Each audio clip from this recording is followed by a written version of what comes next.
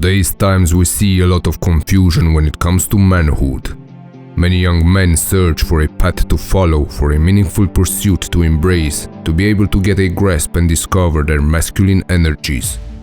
On such a journey they will look up to and try to imitate the actions of older men, but many times the older men are as confused as the younger ones, and such a confusion creates a lot of men without direction. How many times have you heard, friend, of some man that he just can't get himself together? How many of those times such a statement was addressed to you? How often have you seen men in their 30s, 40s, or even older not being able to get a grip of their lives, remaining dependent on others and dreaming sadly about their youthful, carefree times? A man who cannot get it together is a man who has probably not had the opportunity to undergo the initiation rituals into the deep structures of manhood. He is a man that is fragmented. Various parts of his personality are split off from each other, leading to a fairly independent and chaotic life. Such a character remains a boy, not because he wants to, but because no one has shown him the way to transform his boy energy into man energy. No one has led him into the direct and straightforward experiences of the inner world of his masculine potential. If you have a brief look in our past, friend, you will see how generations of men throughout history have embraced the power of rituals and initiations with the purpose of igniting the hidden wellsprings of masculine might and spirituality. Each civilization had its own rites and sanctuaries created by man for man with only one purpose: to introduce young boys into the mysterious world of male responsibility and spirituality. Such markers of initiation into manhood can be seen all over the world, from the plains of Africa all the way to the Aztec jungles or the caves of the distant Cro-Magnon ancestors in France. In our civilized societies, rituals of initiation into manhood are seen as dry and useless, obsolete practices that belong to the past, but our calling towards them can still be seen and acted in movies or video games, in the journey of the heroes we watch or play. In the stories of transformation we tell ourselves, about our lives and their meaning. This is because life's most fundamental dynamic for a man is the attempt to move from a lower form of experience and consciousness to a higher and deeper one, from a diffuse identity of a lost boy full of scattered potential to a more consolidated and structured identity of a mature man with purpose and direction. If you are honest with yourself, friend, you will realize that you are also seeking initiation into manhood, into adult responsibilities and duties towards yourself and others, into the joys and rights that come from having a grasp on your own life. But you will also realize how rare it is to find the men and the rituals that can guide you towards such an experience. Our culture has for men pseudo-rituals instead. Conscription into the military is one of them, and it comes with the fantasy that humiliation and forced non-identity of boot camp will make a man out of you. The gangs of our major cities are another manifestation of pseudo-initiation, and so are the prison systems. These phenomena just point out the desire and starvation that men have to be initiated into the world, but these experiences are pseudo-events for the following reason.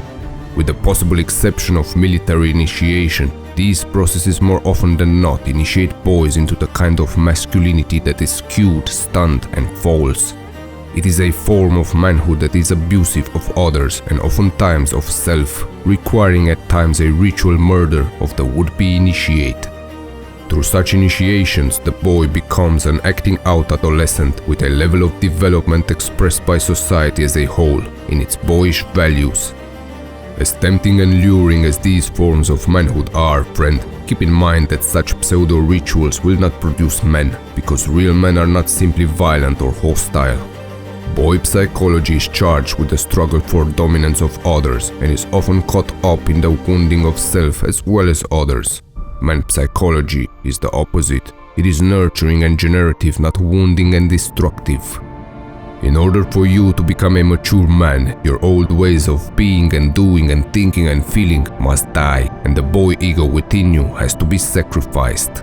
Pseudo-rituals often amplify the ego's striving for power and control, while an effective initiation into manhood absolutely slays the ego and its desires in its old form, to resurrect it within the new power of the mature masculine energies that are marked by a personality driven by calmness, compassion, and clarity of vision.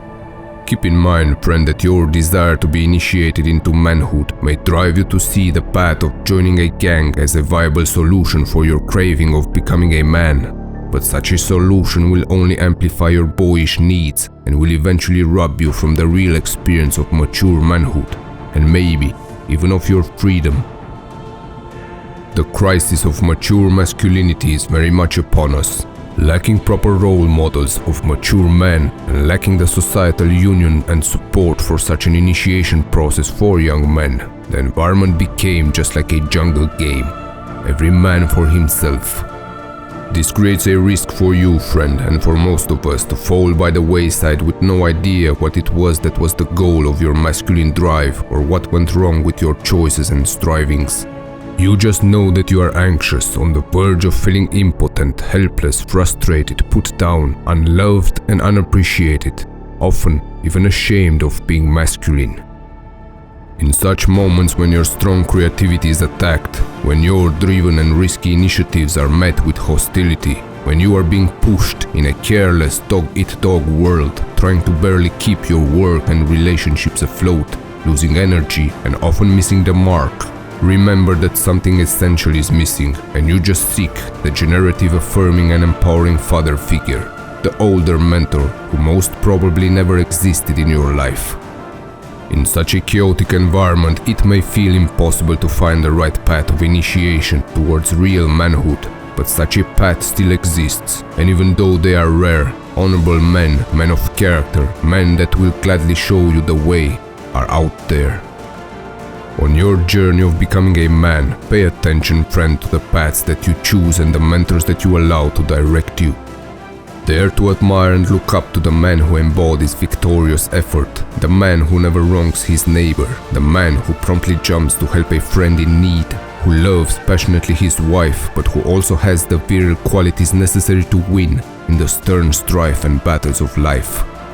Strive to succeed in making yourself a mature man, and you shall succeed in everything else. Are you prepared for such a journey?